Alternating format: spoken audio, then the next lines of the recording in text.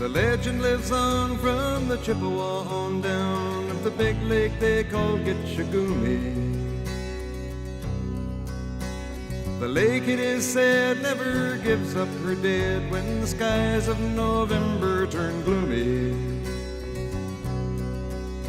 With a load of iron ore, 26,000 tons more than the Edmund Fitzgerald weighed empty.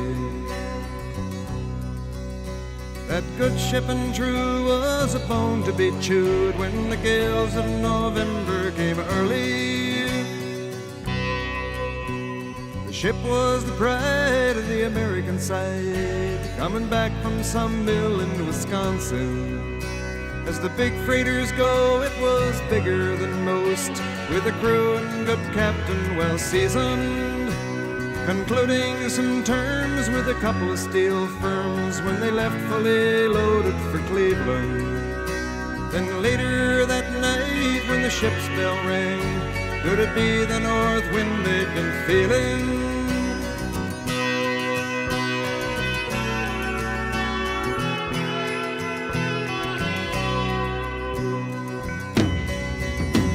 The wind in the wires made a tattletale sound, and the wave broke over the railing. And every man knew, as the captain did too, 'twas the witch of November come stealing.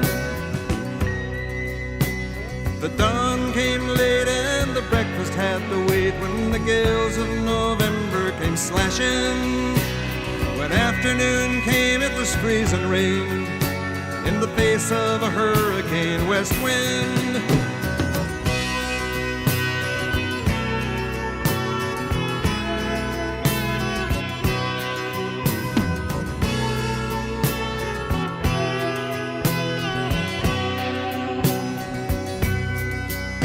When supper time came, the old cook came on deck saying, "Fellas, it's too rough to feed you." At 7 p.m. a main hatchway caved in. He said, "Fellas, it's been good to know ya." The captain wired in, he had water coming in, and the good ship and crew was in peril. And later that night when his lights went out of sight, came the wreck of the Edmund Fitzgerald.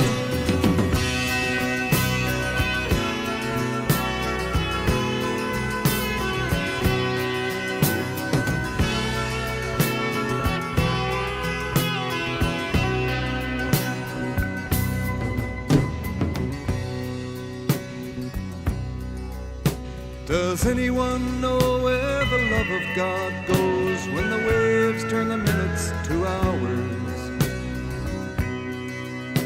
The searchers all say they'd have made Whitefish Bay if they'd put 15 more miles behind her. They might have split up or they might have capsized. They may have broke deep and took water. And all that remains is the faces and the names of the wives and the sons and the daughters.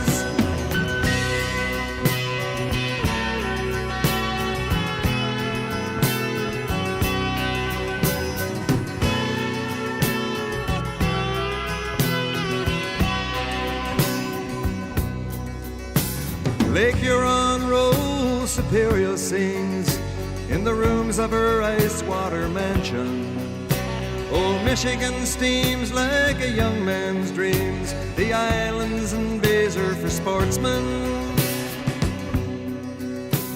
And farther below, Lake Ontario takes in what Lake Erie can send her. And the iron boats go, as the mariners all know, with the gales of November remembered.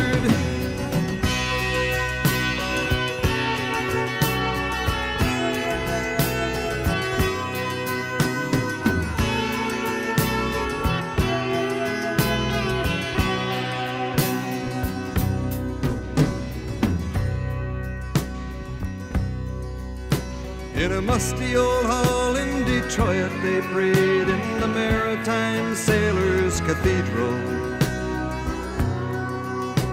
The Church bell chimed till it rang 29 times for each man on the Edmund Fitzgerald. The legend lives on from the Chippewa on down of the big lake they call Gitchagumi. Superior, they said, never gives up her dead when the gales of November come early.